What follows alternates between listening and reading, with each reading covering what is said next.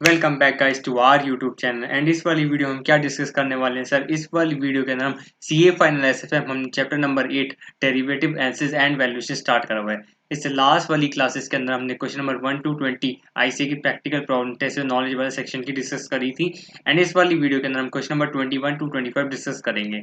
And इससे आगे ये वाली एक दो वीडियोस के अंदर हम 3-4 example as well as illustrations हैं वो सब डिस्कस करेंगे एंड फिर हमारा चैप्टर रैप अप हो जाएगा। तो आप सबको क्या करना है, आप सबको अपने सारे पहले सबसे पहले कॉन्सेप्ट नोट रिवाइज करने हैं एंड उसके बाद आपको स्पीड बढ़ानी है एंड मुझसे पहले क्वेश्चन सॉल्व करने हैं ताकि आप सबका कॉन्फिडेंस बिल्डअप हो। तो विदाउट वेस्टिंग फर्दर टाइम हम क्वेश्चन नंबर 21 पे आ जाते हैं। और क्वेश्चन नंबर 21 क्या कहना चाहता है? Sumana wanted to buy shares of EIL which has a range of rupees 411 to rupees 592 a month later। ठीक है, a present price per share is rupees 421। अच्छा, CMP 421 है। Her broker informs her that the price of this share can soar up to rupees 522 within a month or so that she should buy a 1 month call of EIL. In order to be prudent in buying the call, the share price should be more than or at least rupees 522, the assurance of which could not be given by her broker। अच्छा, आपका एक लो price है, आपका 411 है जो आपका एक महीने बाद हो सकता है, और आपका रुपीज 592 है जो भी एक महीने बाद हो सकता है, और आपका करंट मार्केट प्राइस आपका 421 है। ठीक है, और एक महीने का आपका ये मंथ है टाइम पीरियड। ठीक है, कहना क्या चाहता है? दो she understand the uncertainty of the market. आपको पता है मार्केट की अनसर्टेनिटी होती है, प्राइस आपका 411 भी हो सकता है, आपका 592 भी हो सकता है, और आपका उससे कम या ज्यादा भी हो सकता है। She wants to know the probability of attaining the share price of 592। अच्छा, आपका हाई प्राइस 592 है, उसका प्रोबेबिलिटी ये मांगना चाहती है कि भाई बताओ मेरी क्या प्रोबेबिलिटी होगी कि आपका 592 मेरा प्राइस प्रिवेल करे, so that buying of one month call of EIL at an execution price of rupees 522 is justified। Advise her take the risk free interest rate to be 3.6% and आपका e की power दे रखी है। तो जब भी ई वाला इन्होंने रेट दे रखा है दैट मीन्स ये आपका कौन सा केस है? आपका कॉन्टिन्यूस कंपाउंडिंग वाला केस है, ये आपका कॉन्टिन्यूस कंपाउंडिंग वाला केस है, सीसी वाला केस है।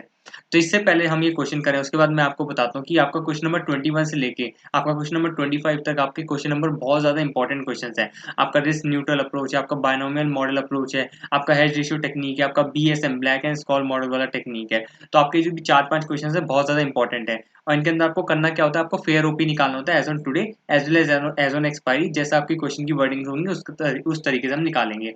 और इसके अंदर एक स्टेप क्या होता है? आपको सबसे पहले प्रोबेबिलिटी निकालनी होती है और उसके बाद आपको फेयर ओपी निकालना होता है आफ्टर डिस्काउंटिंग। तो इस तरीके से हमारे वाले क्वेश्चन चलने वाले हैं। तो सबसे पहले आपको क्या करना है? आपको अपने सारे कॉन्सेप्ट नोट अच्छे से रिवाइज करने हैं।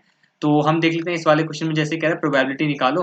तो प्रोबेबिलिटी का आपको फॉर्मूला पता होगा। प्रोबेबिलिटी कैसे निकालते हैं? प्रोबेबिलिटी का फॉर्मूला होता है, जैसे इस वाले केस के अंदर तो आपका कॉन्टिन्यूस कंपाउंडिंग है, तो उसका होता है e⁻rt माइनस में डी अपॉन में u माइनस डी। आपको पता है ये वाला आपका फॉर्मूला होता है। और जिसके अंदर e⁻rt हमें दे रखा है e⁻r के आपका 3.6% है, और t इसमें टाइम पीरियड आपका 1 मंथ है, और ये वाला रेट भी हम अज्यूम कर लेते हैं 1 मंथ का ही है क्योंकि यहाँ पे पर एनम कुछ लिखा नहीं है। और डी क्या होता है? आपका होता है डाउन, आपका जो भी आपका होता है लोअर प्राइस होता है डिवाइड बाय CMP। तो लोअर प्राइस के अंदर है आपका 411 है, और आपका CMP क्या 421 है। तो 411 डिवाइड बाई 421 आपका 0.976 आपका क्या हो गया? डी हो गया। और यू क्या होता है? आपका हायर प्राइस होता है। हायर प्राइस आपका इसके अंदर 592 है, और डिवाइड बाय आपका CMP करेंगे तो आपका आएगा 421 से इसे डिवाइड करेंगे तो आपका 1.406 आपका क्या हो जाएगा? यू हो जाएगा। तो आप इसमें फिगर्स पुट कर लीजिए, आपका आंसर आ जाएगा। e⁻rt आपको इसकी वैल्यू दे रखी है, e⁻0.036 की आपकी वैल्यू है 1.037, माइनस में डी आपका आया था 0.976 डिवाइड बाय यू आपका आया था 1.406, माइनस में डी अगेन 0.976। इस तरीके से आप सॉल्व करेंगे तो आपका आंसर आ जाएगा 1.037 माइनस में 0.976 आपका आ जाएगा 1.037 माइनस में 0.976। 0.061 आपका न्यूमरेटर हो गया, और डिनोमिनेटर क्या रहेगा आपका 1.406 माइनस में 0.976। आपका 0.43 आपका डिनोमिनेटर हो गया, तो 0.061 डिवाइड बाय 0.43 आपका आंसर आएगा 0.141860465111। दैट इज 0.1419 भी कह सकते हैं, और बाकी देखते हैं इन्होंने क्या करा है। और ये जो आपकी प्रोबेबिलिटी है ये आपकी हाई प्राइस की है, आपका दैट इज 592 की है। अगर मुझे 411 मतलब लो प्राइस की चाहिए होगी तो मैं क्या करूंगा 1 माइनस 0.1419 इस तरीके से कर देंगे तो आपका क्या आ जाएगा? लो प्राइस की प्रोबेबिलिटी आ जाएगी। तो देखिए इन्होंने भी इस तरीके से करा होगा। इन्होंने क्या करा हम देख लेते हैं एक बार। इन्होंने वही लिखा, फॉर्मूला लिखा आपका पी का क्या होता है, प्रोबेबिलिटी का आपका फॉर्मूला होता है e to the power R T minus में D upon U minus D, और e to the power R T हमें दे रखा है, वो हो जाएगा आपका ई टू द पावर 0.036, जिसे हमें 1.037 दे रखा है हमारा क्वेश्चन के अंदर। और डी कैसे निकालेंगे, लो प्राइस आपका 411 divide by C M P आपका 421, तो 0.976 आपका डी आ गया। यू कैसे निकालेंगे, high price 592 divide by C M P 421, तो 1.406 आपका क्या आ गया, यू आ गया। तो इसके अंदर आपका फिगर्स पुट करके आपका 0.1418 इन्होंने करा है, हमारा 0.1419 आ रहा था, कोई दिक्कत नहीं है। तो आपका प्रोबेबिलिटी हो गया किसका, आपका हाई प्राइस का। लो प्राइस का कैसे निकालेंगे, 1 माइनस 0.1418, ठीक है। तो आपका क्या आ जाएगा, ये आ जाएगा आपका 1 माइनस 0.1418, तो आपका आ जाएगा 0.8582, 0.8582 आपका क्या आ जाएगा, लो प्राइस का आपका आ जाएगा, प्रोबेबिलिटी आ जाएगी, ठीक है। तो ये वाला क्वेश्चन आपको बिल्कुल भी नहीं करना, क्वेश्चन नंबर 21 आप काट दीजिए, आपका एग्जाम में वाला नहीं आने वाला। Now moving to question number 22, question number 21 नहीं आएगा, क्वेश्चन नंबर 22 देख लेते हैं। Mr. Dayal is interested in purchasing equity shares of ABC Limited, which are currently selling at rupees 600, ठीक है, आपका CMP चल रहा है, आपका 600 चल रहा है।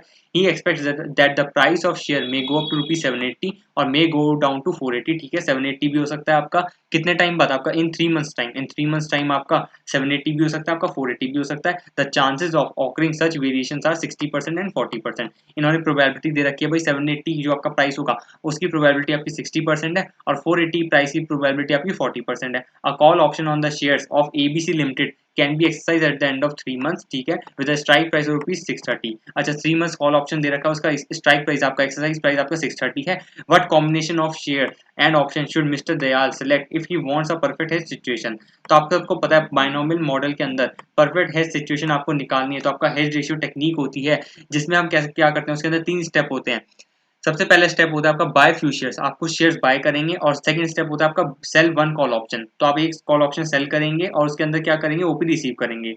तो सबसे पहले हमने क्या करा है, कुछ शेयर्स बाय करे हैं, तो ठीक है, हमें कुछ अमाउंट चाहिए होगा, सपोज वो 100 आता है, ठीक है। और हमने क्या करा है, एक कॉल ऑप्शन सेल करिए, तो सपोज हमने अमाउंट आपने क्या करा, ओपी रिसीव करा है, सपोज वो 20 है, तो 100 का आपको शेयर बाय करना है, 20 आपको क्या करना है, आपको ओपी मिल गया, तो नेट आप कितना बोरो करेंगे, थर्ड स्टेप आपका होता है बोरो करना, तो नेट आप 80 रुपीज बोरो करेंगे ताकि आप वो शेयर बाय कर लें। तो थर्ड स्टेप आपका होता है बोरो करने का। तो ये 3 स्टेप जब भी होते हैं, आपकी परफेक्ट हेज सिचुएशन आपकी अचीव हो जाती है।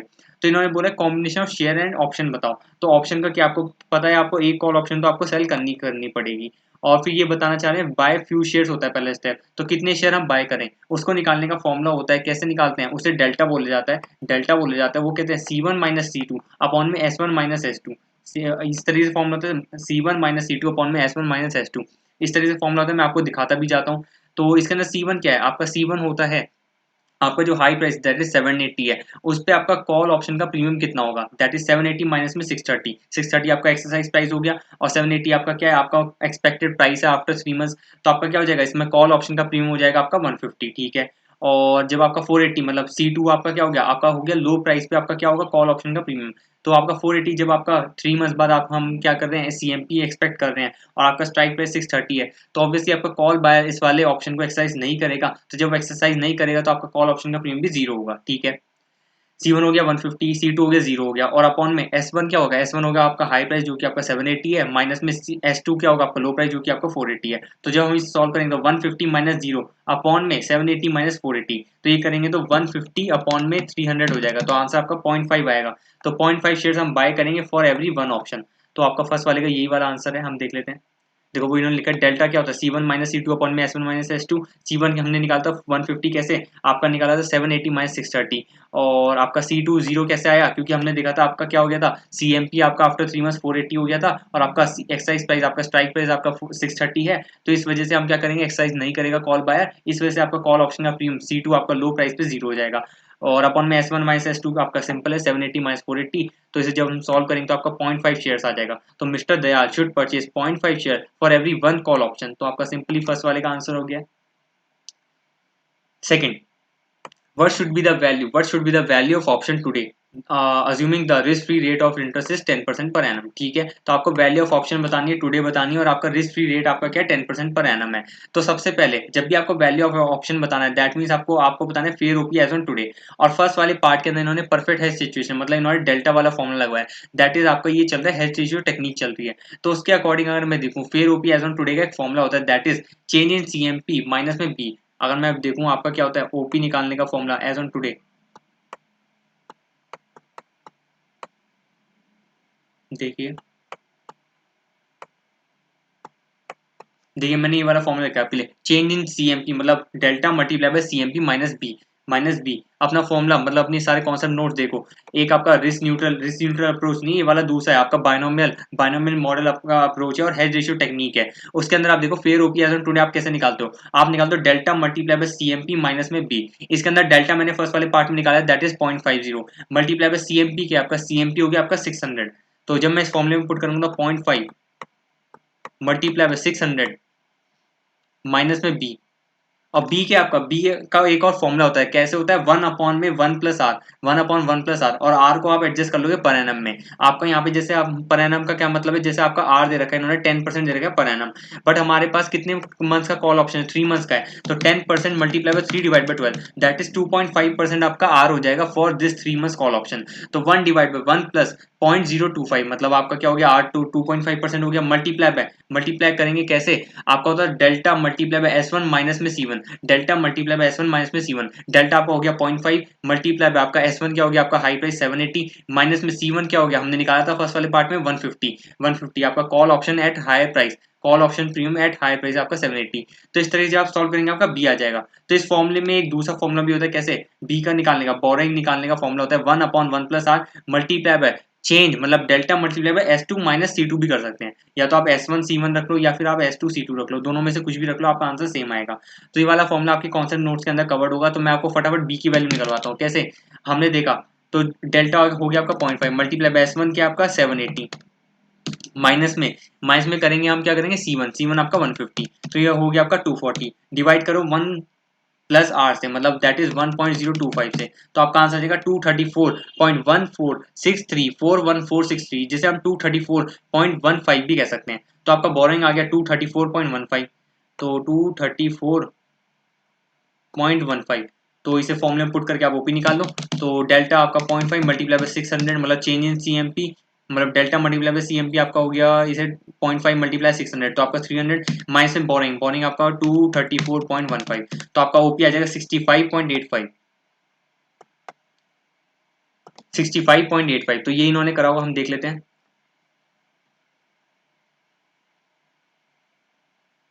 65.85, देखिए वही आ गया 65.85। और इन्होंने क्या करा हम वो भी देख लेते हैं। इन्होंने क्या करा है, इन्होंने कुछ नहीं करा सर, हमें पता होता है।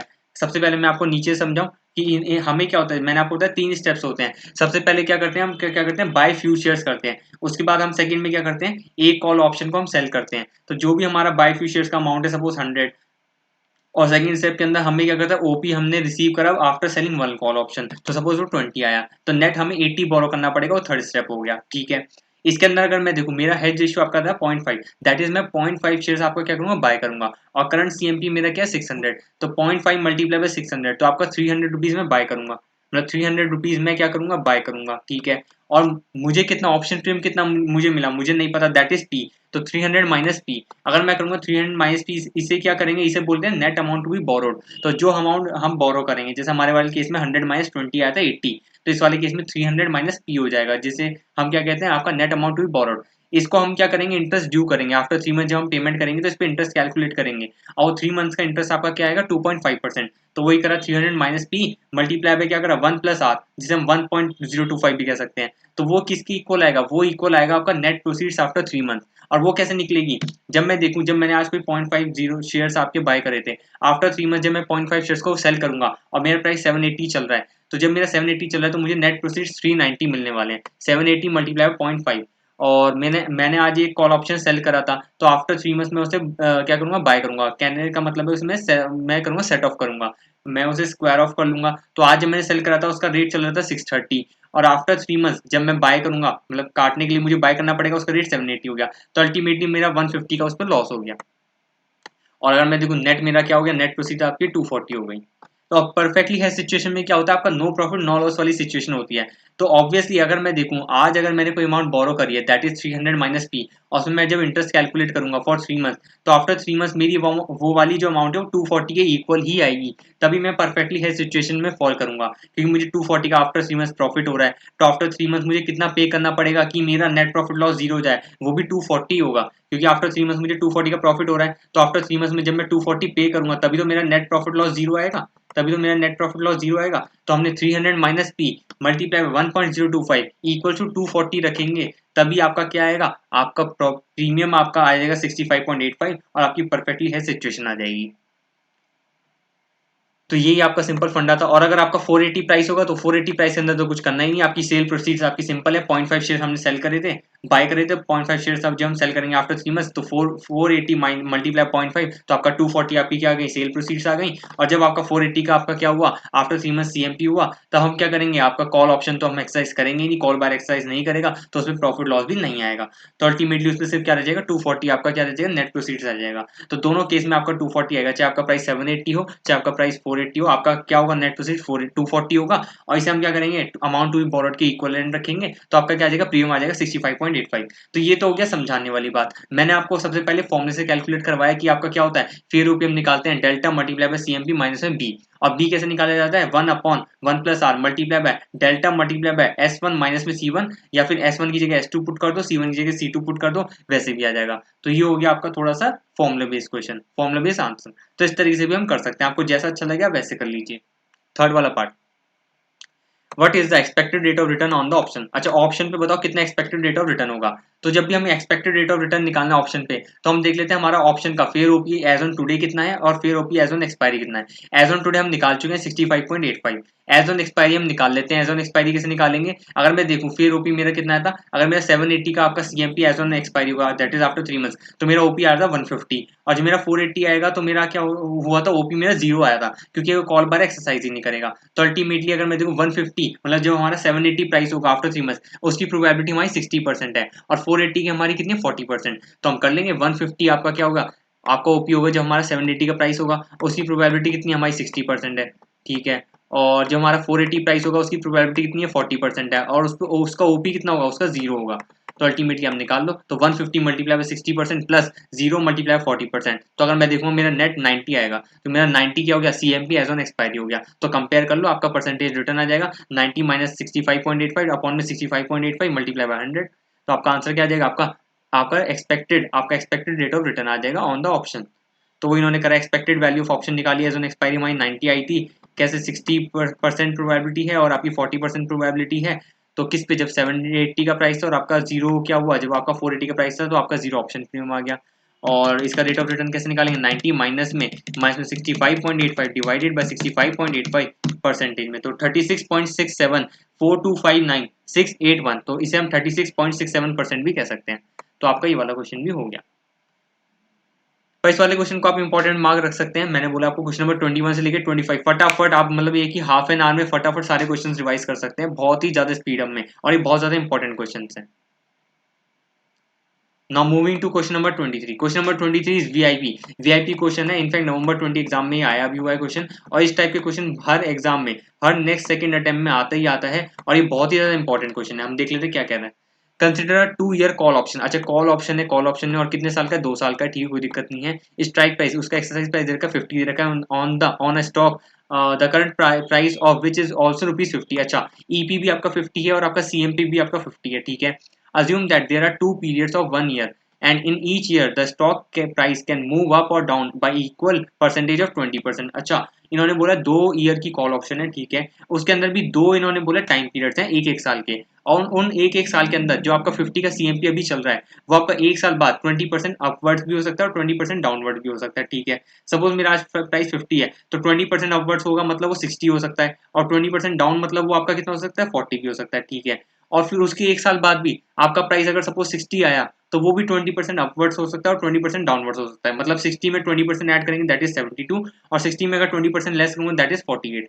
और अगर प्राइस अगर आपका 40 आया था आफ्टर 1 ईयर तो वो भी 20% अपवर्ड्स हो सकता है और वो भी 20% डाउनवर्ड्स हो सकता है, दैट इज 40 प्लस 20% मतलब 48, एंड 40 माइनस 20% दैट इज 32। तो आपके अल्टीमेटली देखा तो चार आपके या फिर तीन रेट्स आ गए, 72 48 दो बार आया तो उसे 48 ही कह देंगे, और आपके 32, तो आपके तीन रेट्स आ जाएंगे आफ्टर 2 ईयर्स। आपके मतलब सीएमपी आपके तीन आ सकते हैं, और सबकी हमें प्रोबेबिलिटी निकालनी पड़ेगी। जब भी हमारे पास 3-4 रेट्स आते हैं या फिर 2 रेट्स आते हैं एज ऑन एक्सपायरी, तो हम उसकी प्रोबेबिलिटी निकालते हैं। जैसे क्वेश्चन नंबर 21 के अंदर, 22 के अंदर तो हमें प्रोबेबिलिटी दे रखी है that is 60% and 40%। Question number 21 के अंदर हमसे प्रोबेबिलिटी निकलवाई थी कैसे, e to the power rt minus में d upon u minus D. तो क्वेश्चन नंबर 23 के अंदर भी हम क्वेश्चन नंबर 21 वाला फॉर्मूला यूज करके हम क्या निकालेंगे, प्रोबेबिलिटी निकालेंगे। सबसे पहले तो वही करेंगे, उन्होंने मांगा भी वही है, आपका आरएफ दे रखा है 6% और बाइनोमियल मॉडल यूज करो और क्या निकालो, calculate the probability of moving up and down. तो वो हम निकाल लेंगे, कोई दिक्कत वाली बात नहीं है।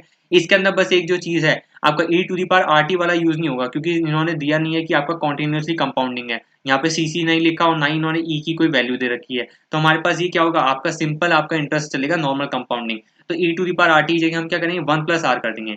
तो हमारा फॉर्मूला प्रोबेबिलिटी का क्या बन जाएगा, 1 प्लस आर माइनस में डी अपॉन में यू माइनस डी, ठीक है। 1 प्लस आर, आर के आपका 0.06, तो 1.06 आपका क्या हो गया, आपका ये आपका ऊपर आपका न्यूमरेटर में है, माइनस में डी, डी क्या होगा, डी होगा आपका 1 minus percentage fall in price, या फिर क्या कह सकते हैं, लो प्राइस डिवाइडेड बाय आपका सीएमपी। अगर मैं देखूं, मुझे अगर निकालना है, मैं आपको सबसे पहले आंसर दिखाता हूं, आपको थोड़ा समझ आएगा। चार्ट देख लेते हैं। देखो, आपका स्टार्टिंग में प्राइस 50 था, इसमें मैं जब 20% ऐड करूंगा तो आपका प्राइस 60 हो गया।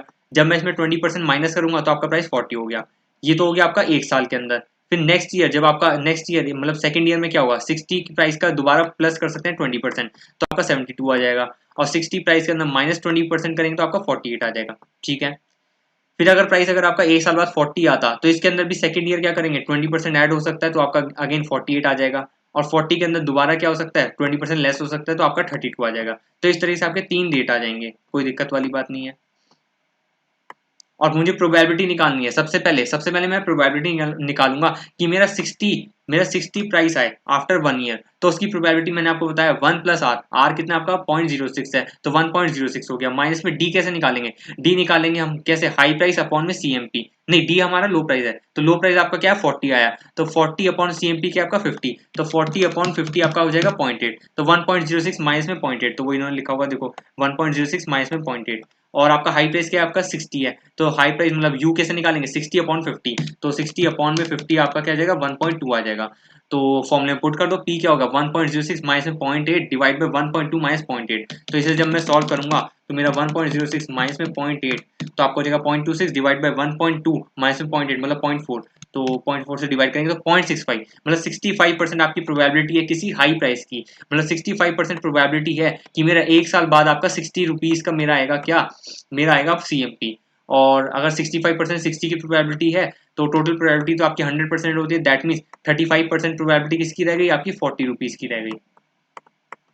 सिमिलरली मैं 72 की भी निकाल सकता हूँ, 72 की भी निकालूंगा तो मेरा सेम ही आंसर आएगा, 65 और 35 ही आएगा सबके अंदर। क्यों, क्योंकि अगर मैं देखूं मेरा परसेंटेज जो आपकी इंक्रीज और डिक्रीज हो रहा है वो सेम है, दैट इज 20%। तो अगर मैं देखूंगा तो मेरा दोबारा डी जो मेरा आएगा वो आपका 0.8 ही आएगा। कैसे, 48 डिवाइड बाई 60, 48 मतलब लो प्राइस आपका क्या हो गया, नेक्स्ट ईयर अगर मैं देखता हूँ तो 48 हो गया, और सीएम की अब दोबारा रिवाइज होकर कितना हो जाएगा, 60 हो जाएगा।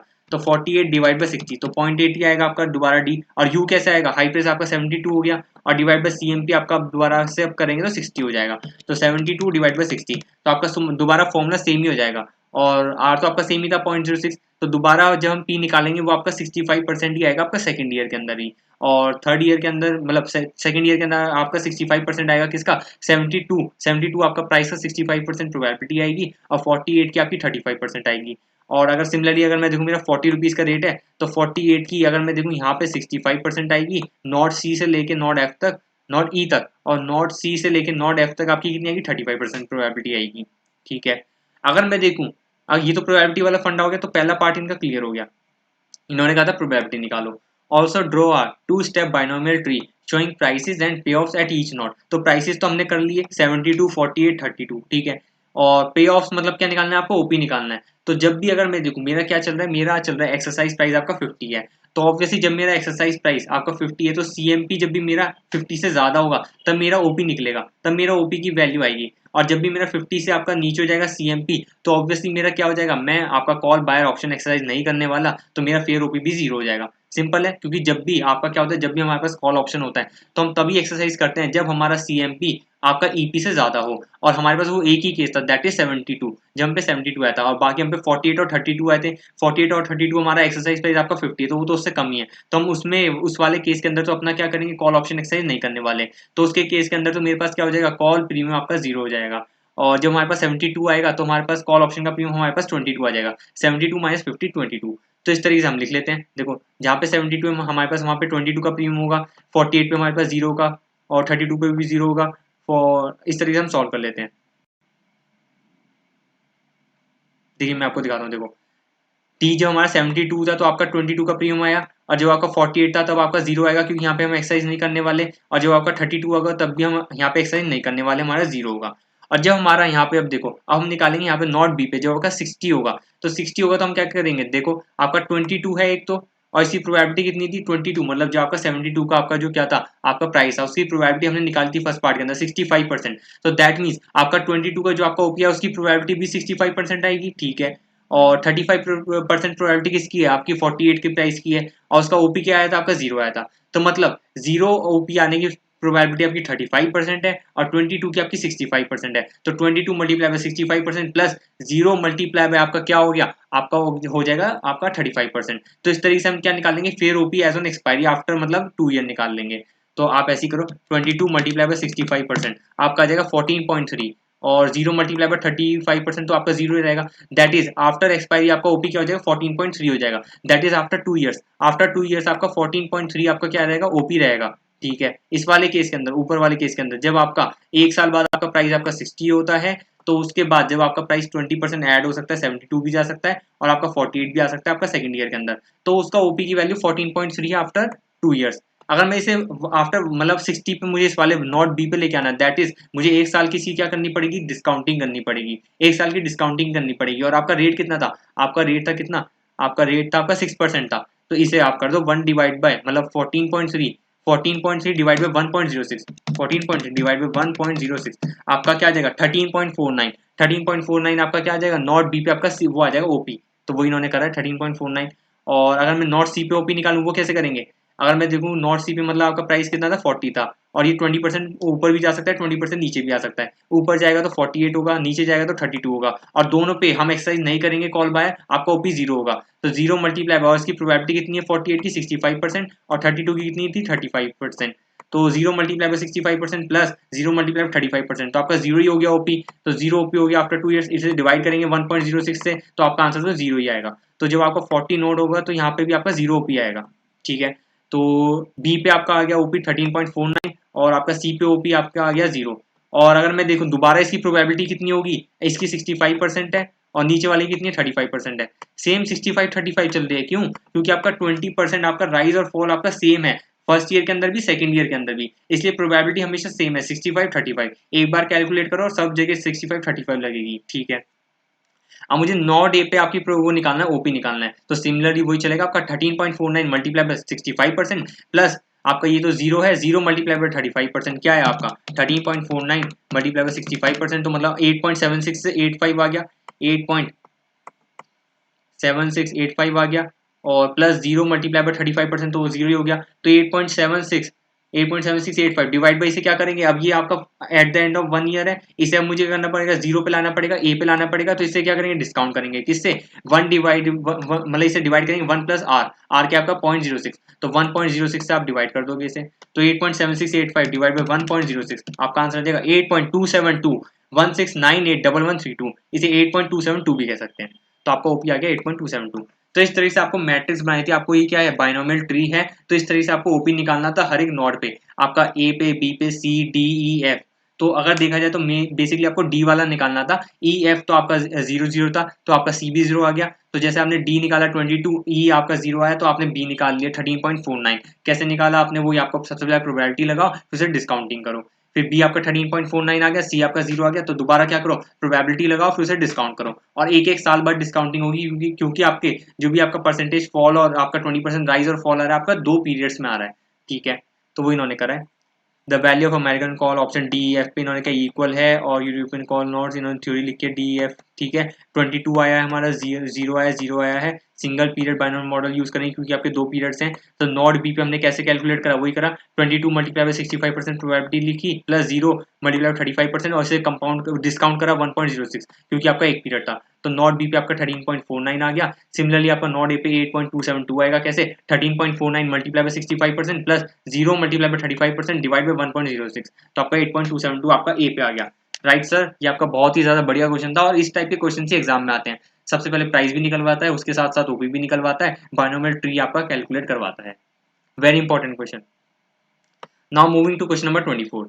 The current market price of an equity share of पेंचेंट अच्छा पेंचेंट है इस ₹420 अच्छा CMP 420 दे रखा है within a period of 3 months अच्छा 3 महीने का दे रखा है the maximum and minimum price of it is expected to ₹500 and 400 respectively अच्छा हाई प्राइस आपका 500 है लो प्राइस आपका 400 है आपका 3 महीने का आपका टाइम पीरियड है और RF आपको दे रखा है 8% पर एनम अच्छा 3 महीने का टाइम पीरियड है कोई दिक्कत नहीं है इसे हम एडजस्ट कर लेंगे 3 महीने के अकॉर्डिंग RF को 8% मल्टीप्लाई बाय 3 डिवाइड बाय 12 मतलब आपका 2% आ जाएगा 3 months का आपका रेट ऑफ इंटरेस्ट कोई दिक्कत नहीं है What should be the value of 3 months call option under risk neutral method at the strike price of ₹450 और आपको दे रखा है देखो क्या दे रखा है ई की वैल्यू भी दे रखी है दैट मीन्स आपका क्या है ये आपका कॉन्टिन्यूस कंपाउंडिंग वाला केस है तो कॉन्टिन्यूस कंपाउंडिंग वाला केस है और आपको कौन सा यूज करना है रिस्क न्यूट्रल अप्रोच आपको यूज करना है तो सबसे पहले हम देख लेते हैं हमारे पास इन्होंने हाई प्राइस दिया है और आपका लो प्राइस दिया है तो इन सबसे पहले हम प्रोबेबिलिटी निकालते हैं हाई प्राइस की और लो प्राइस की वो निकालेंगे फिर हम देखेंगे हाई प्राइस पे आपका क्या है आपका कॉल ऑप्शन का कितना प्रीमियम है और 400 आपका लो प्राइस पे कितना कॉल ऑप्शन का प्रीमियम है उसको प्रोबेबिलिटी से मल्टीप्लाई करेंगे आपका एक्सपेक्टेड ओपी आ जाएगा क्या आफ्टर 3 months आ जाएगा उसे डिस्काउंट करेंगे किससे आपका 2% आपका हमारा रेट ऑफ इंटरेस्ट आया था वो भी कॉन्टिन्यूस कंपाउंडिंग वाले दैट इज e⁻.02 तो हम इससे डिस्काउंट करेंगे तो हमारा क्या आ जाएगा fair OP as on today आ जाएगा बहुत सिंपल क्वेश्चन है बहुत सिंपल क्वेश्चन है तो सबसे पहले हम देख लेते हैं हमारा क्या है हमारा निकाल लेते हैं हम प्रोबेबिलिटी निकाल लेते हैं तो प्रोबेबिलिटी का वही फॉर्मूला e⁻rt माइनस में d अपॉन में u माइनस डी e⁻rt हमने देखा था e⁻r क्या था हमारा 0.02 आ रहा था कैसे हमारा 8% मल्टीप्लाई बाय 3 डिवाइड बाय 12 आपका टाइम पीरियड तो आपका 3 डिवाइड बाय 12 हो जाएगा ना तो आपका 0.02 e⁻0.02 आपका क्या आ जाएगा आपका आ जाएगा हमारा ये वाला सॉल्व करके 1.0202 हमें गिवन है ऑलरेडी तो e⁻0.02 आपका क्या आ जाएगा 1.0202 और d हमारा कैसे निकालेंगे आपका होगा d आपका होगा लो प्राइस अपॉन में CMP और लो प्राइस आपका है 400 अपॉन में CMP आपका क्या है आपका 420 तो आपका आएगा 0.95238095,238 तो इसे 0.952 भी कह सकते हैं तो 0.952 आपका हो गया आपका डी हो गया और यू कैसे निकालेंगे हाई प्राइस अपॉन में CMP हाई प्राइस आपका क्या 500 डिवाइड बाय CMP आपका 420 तो आपका आएगा 1.1904761947 या फिर इसे हम 1.1905 भी कह सकते हैं तो इसे आप पुट कर लो इसमें आप फिगर्स पुट कर लो तो 1.0202 देखो मैं आपको आंसर दिखाता हूँ डायरेक्ट आपका सेम इन्होंने क्या करा है अच्छा इन्होंने अलग तरीके से कोई नहीं हम कर लेते हैं कोई दिक्कत नहीं है सर 1 पॉइंट मेरा आपका था ना e⁻rt आपका क्या था 1.0202 1.0202 और आपका डी क्या आया था आपका डी आया था आपका 400 डिवाइड बाय 420 आपका था 0.952 माइनस में 0.952 अपॉन में यू क्या आया था हमारा 500 डिवाइडेड बाय 420 यह आया था हमारा 1.1905 और डी तो आपका था 0.952 इसे आप सॉल्व करिए आपकी प्रोबेबिलिटी आएगी हाई प्राइस की दैट इज 500 की तो हम देखते हैं 1.0202 माइनस में 0.952 आपका आंसर आएगा 0.0682 0.0682 डिवाइडेड बाय 1.1905 माइनस में 0.952 आपका आएगा 0.2385 0.2385 इन दोनों को डिवाइड करो आपकी प्रोबेबिलिटी आएगी देखते हैं 0.0682 डिवाइड बाय 0.2385 था क्या था 1.1905 माइनस में 0.952 आपका था 0.2385 था ठीक है 0.0682 डिवाइड बाय 0.2385 आपका आएगा 0.2859538784 या फिर से 0.286 भी कह सकते हैं 0.28595 को हम 0.286 भी कह सकते हैं तो आपका क्या है 0.2848 तो ठीक है ऑलमोस्ट आपका हमारा सेम आंसर ये कोई दिक्कत वाली बात नहीं है थोड़ा बहुत राउंडिंग ऑफ का डिफरेंस है हमने यहाँ पे 0.952 3 डेसिमल्स तक लिया है तो हमारा भी वही आ गया 0.286 आपका 0.286 भी कह सकते हैं 0.285 भी कह सकते हैं एक ही बात है तो आपका क्या गया प्रोबेबिलिटी आ गई आपकी हाई प्राइस की ठीक है कोई दिक्कत वाली बात नहीं है और हम क्या निकालेंगे हमें क्या निकालना था कॉल ऑप्शन निकालना था तो सबसे पहले अगर हम देखते हैं आपका हाई प्राइस आपका 500 है और आपका क्या दे रखा है स्ट्राइक प्राइस आपको 450 दे रखा है तो कॉल ऑप्शन है तो कॉल ऑप्शन है ना तो कॉल ऑप्शन है देखते हैं हाँ कॉल ऑप्शन है ना ठीक है तो कॉल ऑप्शन के अंदर हम क्या करते हैं जब भी हमारा CMP ज्यादा होता है तो आपका ओपी आता है तो 500 माइनस 450 तो आपका क्या आएगा आपका कॉल ऑप्शन का प्रीमियम आपका 50 आएगा और जब आपका CMP आपका 400 होगा तो हम एक्सरसाइज ही नहीं करेंगे कॉल बार आपका एक्सरसाइज नहीं करेगा तो इस केस में आपका क्या आएगा 0 आएगा आपका प्रीमियम और मल्टीप्लाई प्रोबेबिलिटी करेंगे तो आपका क्या था 0.2859 था तो इनका देख लेते हैं 0.2848 करा था ना उन्होंने तो वो ले लेते हैं 0.2848 ले लेते हैं 0.2848 और मल्टीप्लाई आपका 0 वाली की प्रोबेबिलिटी क्या आएगी कोई फर्क ही नहीं पड़ता वैसे। 1 माइनस 0.2848 कर लो तो आपका 0.7152 ये दे लो, तो एक ही बात है 0.7152 ले लोगे आप, तो यहाँ पे कोई दिक्कत नहीं। 0.7152 मल्टीप्लाई करेंगे तो वो तो जीरो ही आना है, तो 50 मल्टीप्लाई बाय 0.2848 तो आपका आ जाएगा 14.24। 14.24 आपका क्या आ गया, प्रोबेबिलिटी, वो आपका आ गया एक्सपेक्टेड ओपी, आपका एक्सपेक्टेड ओपी आ गया आफ्टर क्या 3 मंथ्स आ गया। और इसे हमें एज ऑन टुडे लाना है तो इसे क्या करेंगे, डिवाइड करेंगे किससे, आपका क्या 2% का रेट ऑफ इंटरेस्ट है 3 मंथ्स का, तो डिवाइड करेंगे इसे e टू दी पावर 0.02 से, e to the power 0.02,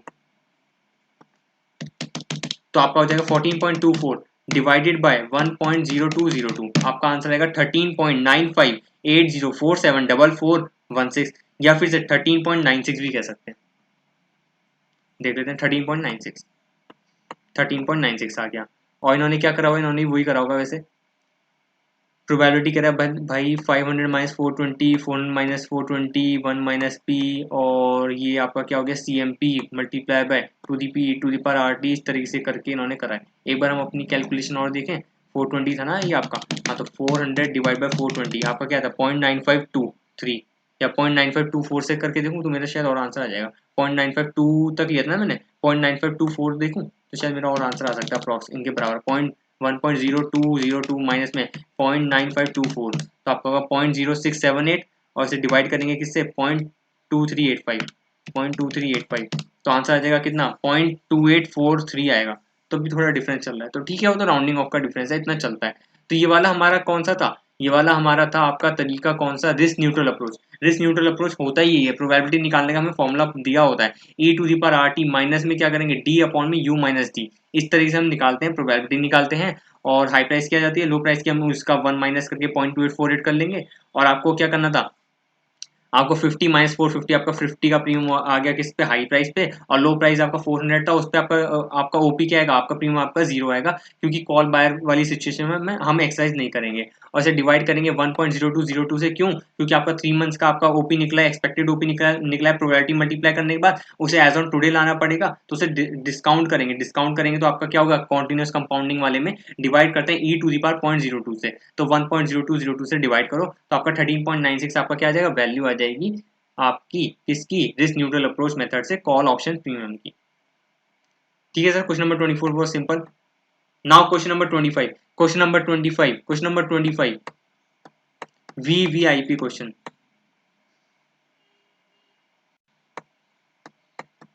VIP question है sir, question number 25 VIP question है।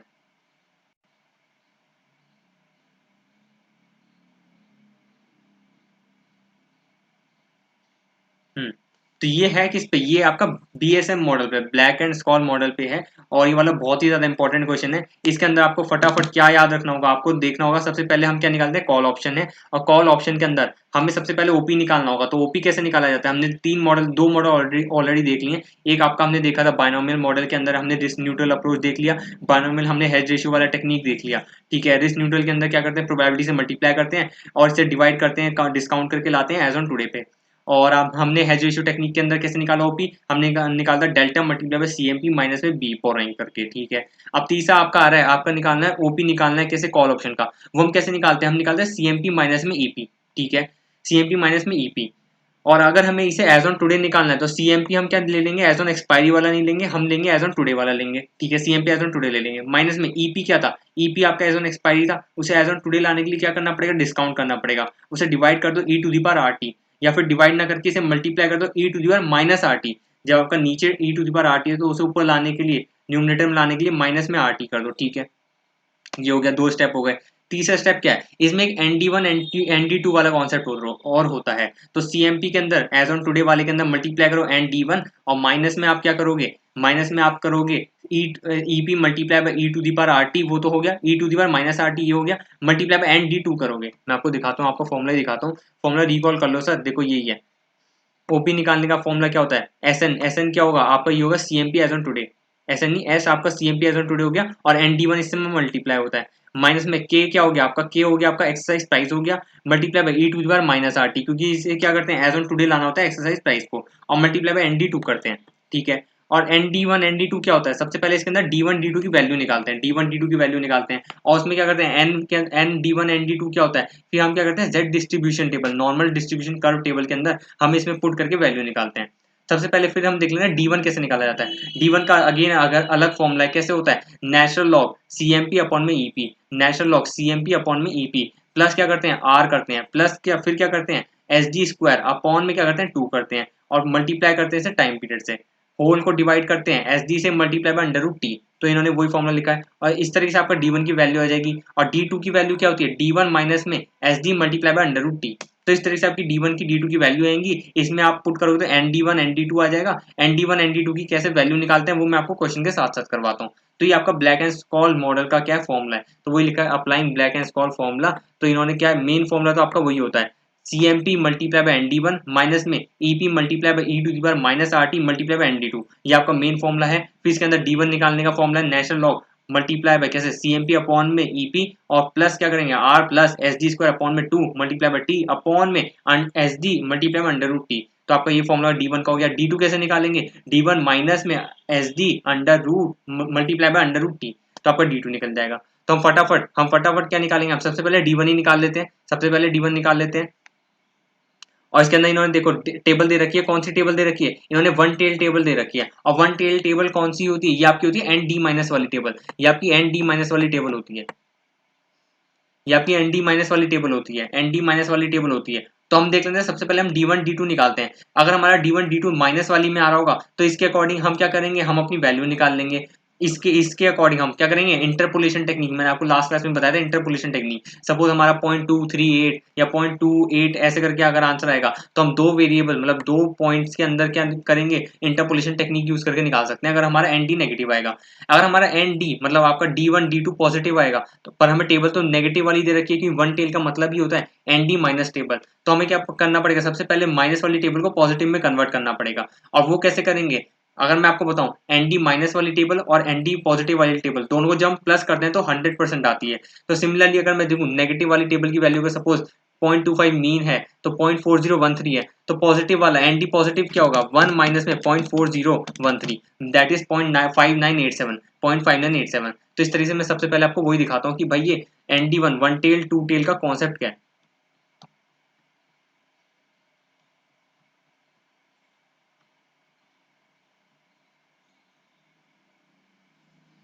देखो यहाँ पे इन्होंने इंस्टीट्यूट ने टीचिंग नोट्स के अंदर लिखा हुआ है, टीचिंग नोट्स मतलब आप आंसर में आओगे लास्ट में इन्होंने लिखा हुआ है इस वाले क्वेश्चन नंबर 25 के आंसर में ND1 ND2 का सारा कॉन्सेप्ट इन्होंने टीचिंग नोट्स लिखा है। क्या पता एग्जाम के अंदर आपको ND1 वाली टेबल ना गिवन हो, वो कहते हैं हमें देगा क्या पता क्यूमुलेटिव एरिया टेबल दे दे इस तरीके से, या फिर टू टेल्ड एरिया टेबल दे दे, वो सब्स्टिट्यूट कर देगा। और फिर बच्चे सब एग्जाम में क्वेश्चन करेंगे, वो कहेंगे यार हमने जब क्वेश्चन करा था टेस्ट एंड नॉलेज के अंदर तो वन टेल टेबल से क्वेश्चन था, तो हम तो अलग ही तरीके से कर रहे थे, और यहाँ पे हमारे पास टू टेल टेबल आ रही है एग्जाम में, या फिर क्यूमुलेटिव एरिया टेबल है। तो इन सब का मतलब क्या है, फिर जब हम इन सब वैल्यू से आंसर निकालेंगे तो हमारा आंसर फिर अलग आ जाएगा। तो मैं आपको बता रहा हूँ कि अगर आपके पास सपोज वन टेल टेबल है तो उसे टू टेल टेबल कैसे निकालेंगे, और अगर टू टेल है तो आप क्यूमुलेटिव एरिया टेबल कैसे निकालेंगे, तीनों आपस में इंटर रिलेटेड है। तो मैं आपको बताता हूँ, अगर वन टेल टेबल मैंने बताया था एनडी माइनस होता है और उसकी वैल्यू सपोज 0.25 पे आपकी क्या आ रही थी 0.4013, तो ये आपकी वन टेल हो गई। तो टू टेल का मतलब क्या हुआ, अगर वन टेल आपकी 0.403 है 0.4013 है तो टू टेल क्या होगा ट्वाइस हो गया, मतलब two tail table one table का ट्वाइस हो गया। तो 0.4013 का मैं क्या करूंगा ट्वाइस करूंगा, तो 0.4013 मल्टीप्लाई बाय 2 तो 0.8026। तो मतलब कहने का क्या मतलब है, टू टेल टेबल क्या होता है वन टेल टेबल का ट्वाइस होता है। तो वही आया 0.8026। अगर आप देखोगे कुछ भी नहीं है, ये सब इनके ट्वाइस है। 0.3821 का मल्टीप्लाई 2, 0.2912 का मल्टीप्लाई 2, और आपका 0.60 आपका नेक्स्ट पेज पे और वैल्यू होगी तो उसका मल्टीप्लाई 2 करके आपका क्या आ गया टू टेल टेबल आ गया। तो कहने का क्या मतलब है, जब भी आपको टू टेल टेबल दे रखी हो तो सबसे पहले उसे डिवाइड बाय 2 करके आप वन टेल टेबल बनाओ, और जब आपके पास वन टेल टेबल आ जाती है तो उसे क्या करोगे, जब आप वन माइनस करके उसे एनडी पॉजिटिव टेबल बनाओगे तो एनडी पॉजिटिव टेबल को ही क्या बोला जाता है, क्यूमुलेटिव एरिया टेबल बोला जाता है। जैसे मैंने आपको करवाया था ना 0.4013 क्या था आपका एनडी नेगेटिव नेगेटिव था, वैसे पॉजिटिव में कन्वर्ट करने के लिए 1 माइनस 0.4013 करा तो आपका आया था 0.5987। तो इन्होंने देखो वही करा 0.5987। तो 0.5987 है क्या, ये क्यूमुलेटिव एरिया इसे बोला जाता है। ये आपका कुछ नहीं है, ये आपका एनडी पॉजिटिव, ये आपका एनडी पॉजिटिव वाली टेबल की फिगर है। तो कहने का क्या मतलब है, क्या पता एग्जाम के अंदर यहाँ पे इन्होंने तो लिख दिया शांति से कि वन टेल टेबल दे रखी है, बट क्या पता एग्जाम के अंदर ये इसे वन की जगह टू टेल टेबल कर दे। जैसे इसने टू टेल टेबल करा, सारे मोस्टली 90% बच्चे एग्जाम में गलत को आंसर निकाल के आने वाले हैं, 90% गलत निकाल के आने वाले हैं, क्योंकि उन्होंने one tail two tail table वाला कॉन्सेप्ट ही नहीं देखा होगा। अगर आपके कॉन्सेप्ट नोट्स के अंदर ऑलरेडी कवर्ड है तो वेल एंड गुड सर, आप बहुत अच्छे, आपकी प्रिपरेशन बहुत बढ़िया है। तो अगेन अगर आपका टू टेल टेबल अगर आपको दे रखा होगा तो इसे क्या करोगे, सबसे पहले डिवाइड बाय टू करके वन टेल टेबल करोगे। तो यहाँ पे जैसे 0.4013 नहीं देगा, फिर आपको यहाँ पे ये लिखेगा, ये वाली टेबल पुट कर देगा, कैसे 0.8026, 0.7642, 0.5823, 0.5485। तो ये वाली जो सारी टेबल्स हैं ये आपकी क्वेश्चन के अंदर यहाँ पे आ जाएंगी, ये सब 0.3821 ये सब नहीं आएगा। फिर यहाँ पे 0.8026 ये वाली फिगर्स आएंगी। तो सबसे पहले आप क्या करोगे, इसे डिवाइड बाय टू करके वन टेबल में करोगे। जैसे वन टेबल में करोगे तो वो ये वाली वैल्यू आएंगी 0.4013, 0.3821, 0.2912, ठीक है। फिर से जब 1 माइनस 0.4013 करोगे, 1 माइनस 0.3821 करोगे तो आपकी पॉजिटिव वाली वैल्यू आएंगी, जो कि आपकी क्या है 0.59, 87, 0.6179, 0.7088, 0.7257। तो आपको क्या चाहिए होता है अल्टीमेटली, अगर देखा जाए ना एग्जाम के अंदर, वैसे ये वाली टेबल का यूज होने वाला है और इस वाले क्वेश्चन के अंदर भी इसी वाली टेबल का यूज होने वाला है। पर हमें क्या दिया होता है, हमें कभी कभार टू टेल टेबल देता है एग्जाम में, कभी कभार वन टेल टेबल देता है एग्जाम में, उससे हमें कन्वर्ट करनी होती है एनडी पॉजिटिव मतलब क्यूमुलेटिव एरिया टेबल के अंदर कन्वर्ट करना होता है। अगर एग्जाम के अंदर डायरेक्टली क्यूमुलेटिव एरिया मतलब एनडी पॉजिटिव टेबल आ गया तो आप बहुत लकी हैं सर, आपको कुछ करना ही नहीं होगा, आपके लिए तो सिंपल एकदम इन्होंने बोल दिया कि थाली में परोस दिया आपके लिए सब कुछ, आपको बहुत ईजी कर दिया इन्होंने। बट अगर टू टेल या फिर वन टेल टेबल देगा तो आपको कन्वर्ट करना पड़ेगा। तो आपका हो गया वन टेल टू टेल का सारा कॉन्सेप्ट हो गया। अब हम डायरेक्टली क्वेश्चन पे आते हैं, हमें क्या दे रखी है, हमें दे रखी है वन टेल दे रखी है, और इसे हमने क्या करा, टू टेल तो नहीं है तो हमने इसे पॉजिटिव में कन्वर्ट करके ये वाली वैल्यू निकाल ली 0.5987, 0.6179, 0.7088, 0.7257। कैसे करा, 1 माइनस में 0.4013, 1 माइनस 0.3821, 1 माइनस 0.2912 और 1 माइनस 0.2743, ठीक है। अब हम फटाफट फॉर्मूला लगाते हैं, अपना D1 निकालने का, कैसे, नेचुरल लॉग CMP अपॉन में EP, और CMP upon EP।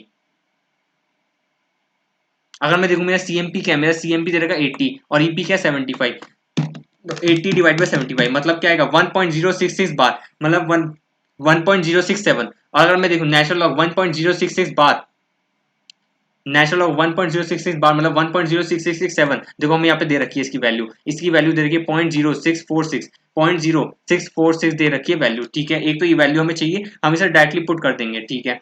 Plus are क्या आपका, आर इन्होंने दे रखा कितना, आर इन्होंने दे रखा है 12%, ठीक है। आर हो गया 12% हो गया, मल्टी प्लस क्या करेंगे एसडी स्क्वायर, एसडी क्या आपका 0.4, तो 0.4 का स्क्वायर, 0.4 का स्क्वायर मतलब 0.16, इसे डिवाइड बाय 2 करेंगे मतलब 0.08 हो जाएगा, ठीक है। और मल्टीप्लाई बाय टी करेंगे मतलब टी क्या आपका टाइम पीरियड तो आपका 6 मंथ्स है, इसे आपको पर एनम में करना है, मतलब 6 डिवाइड बाय 12 मतलब 1/2। तो इस तरीके से मैं आपको फटाफट दिखाता हूँ आपका आंसर।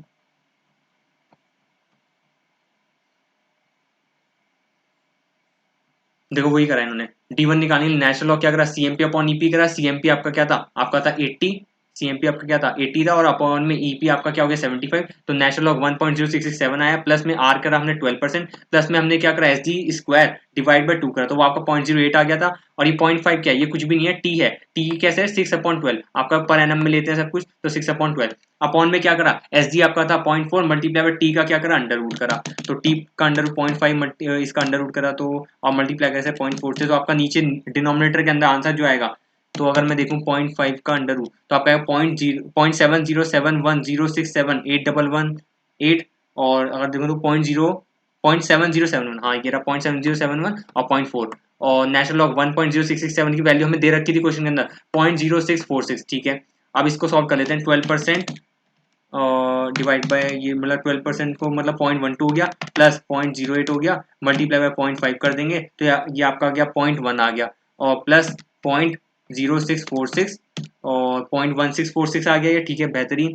और 0.4 मल्टीप्लाई बाय 0.7071, ये आपका डिनोमिनेटर 0.28284 आ गया, इसे 0.2828 भी कर सकते हैं 0.2828, तो इसे सॉल्व कर लो 0.1646 डिवाइड बाय 0.2828 0.582036 या फिर इसे 0.5820 भी कह सकते हैं। तो 0.5820 आपका क्या आ गया D1 आ गया। D2 निकालने के लिए फॉर्मूला क्या होता है, D1 माइनस में SD multiply by under root T, तो SD अंडर रूट टी मतलब SD multiply by under root T, तो आपका क्या था 0.2828 था, तो मतलब 0.5820 माइनस में 0.2828 करेंगे तो आपका क्या जाएगा D1 आ जाएगा, जो कि आपका 299.2 है आपका, 0.2992 आपका क्या हो गया, D2 हो गया। तो अगर मैं देखूं ND1 ND2 क्या हो गया, D1 क्या था 0.5820 और D2 तो क्या था आपका 0.2992 था। तो ये तो आपके पॉजिटिव फिगर्स हैं। तो यहाँ से आपको हिंट मिलेगा कि आपको कौन सी टेबल यूज करनी है। हमें वन टेल टेबल दे रखी, दैट इज ND माइनस दे रखी थी हमें, और हमें क्या चाहिए था, हमें पॉजिटिव, क्योंकि हमारा D1 D2 दोनों पॉजिटिव है, तो हमने कन्वर्ट कर लिया उसे पॉजिटिव में। अब हम वैल्यू निकाल लेंगे। 0.5820 कहाँ पे लाई कर रहा है, यहाँ पे हमें हमारे पास वैल्यू है किसकी, हमारे पास वैल्यू दे रखी है 0.55 की और 0.60 की दे रखी है। तो 0.5820 आपका 0.55 और आपका 0.60 के बीच में लाई कर रहा है, तो आप इंटरपोलेशन मेथड्स यूज कर लेंगे। निकालूं मैं,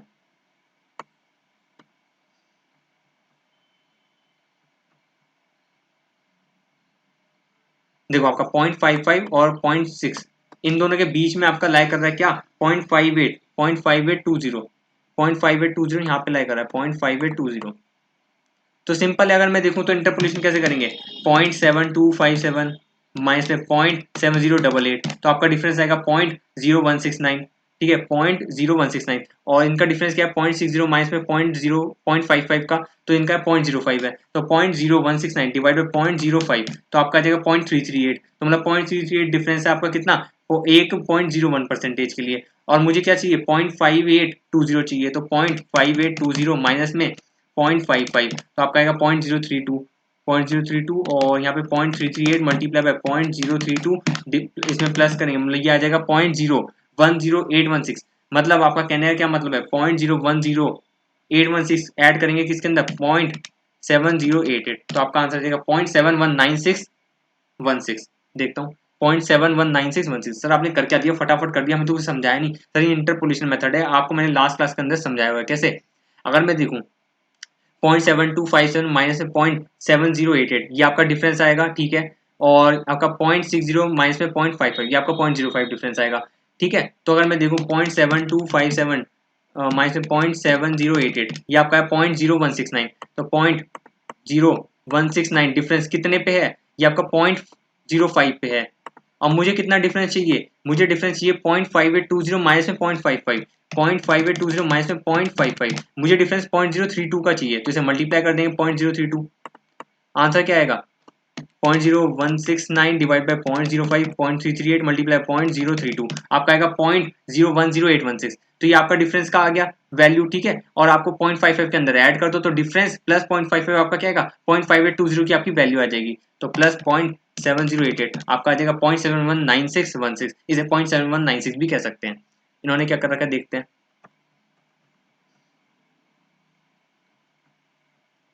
0.7197, कोई दिक्कत नहीं है, राउंडिंग ऑफ डिफरेंस है, कोई दिक्कत नहीं है। 0.7197 और 0.2922 का क्या कर सकते हैं, 0.2992 का कैसे कर सकते हैं वो आप निकाल सकते हैं ऑलरेडी, या फिर वो भी निकलवाऊं मैं, निकलवा देते हैं सर, कोई दिक्कत नहीं है, हमारा काम ही निकलवाना है। तो 0.2992 कहाँ पे आएगा, 0.2992 यहाँ पे आएगा 0.25 और 0.30 के बीच में। तो सेम करेंगे कैसे, 0.6179 माइनस में 0.5987 ये आपका आया क्या 0.0192 डिवाइड बाई 0.05 करेंगे तो आपका 0.384 आएगा, 0.384 आएगा। इसे मल्टीप्लाई करेंगे किससे, डिफरेंस से, हमें कितना चाहिए 0.2992 माइनस में 0.25, हमें चाहिए 0.0492 मल्टीप्लाई 0.384, तो आपका आएगा 0.01888928 प्लस क्या करेंगे 0.5987, आपका आंसर आएगा 0.617598।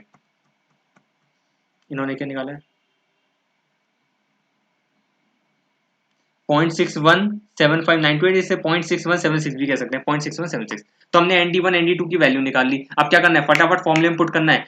आपका क्या था CMP आपका 80 था, मल्टीप्लाई बाय ND1 हमने निकाला 0.7197, माइनस में क्या करेंगे EP था आपका 75, multiply by e to the power minus RT, minus है तो नीचे जाके इसे क्या कर सकते हैं डिनोमिनेटर में भी ला सकते हैं, मतलब divide by e to the power RT भी कर सकते हैं। e to the power r क्या था आपका, r था आपका कितना, इन्होंने दे रखा होगा ना, देख लेते हैं r कितना है। r तो आपका 12% था, और आपका t कितना हो गया 6 डिवाइड बाई 12 कर देंगे जैसे, तो ये आपका हो गया e टू दी पावर 0.06 हो जाएगा।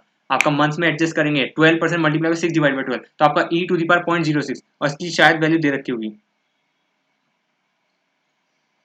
e टू दी पावर 0.06 की वैल्यू दे रखी है 1.062 हमें दे रखी है, तो ये हम करेंगे 75 डिवाइड बाई 1.062 हो जाएगा, मल्टीप्लाई बाई ND2 आपका क्या है 0.6176, तो इसे जब हम सॉल्व करेंगे हमारा आंसर आ जाएगा 80 मल्टीप्लाई बाय 0.7197, और ये क्या हो गया आपका 75 डिवाइड बाई 1.062 मल्टीप्लाई बाय 0.6176, तो इसे माइनस करेंगे तो आपका आंसर 13.96।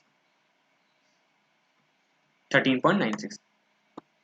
तो आपका ये बहुत सिंपल क्वेश्चन था अगेन, और बहुत इंपॉर्टेंट क्वेश्चन था।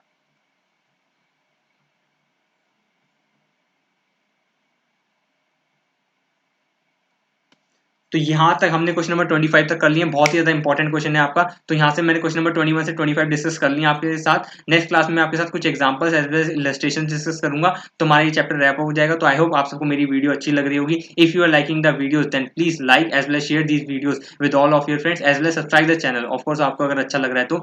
सो at the end what I would like to say to all of you is enjoy and all the best of luck all the future chartered accountant for your upcoming examination. Bye bye guys, enjoy.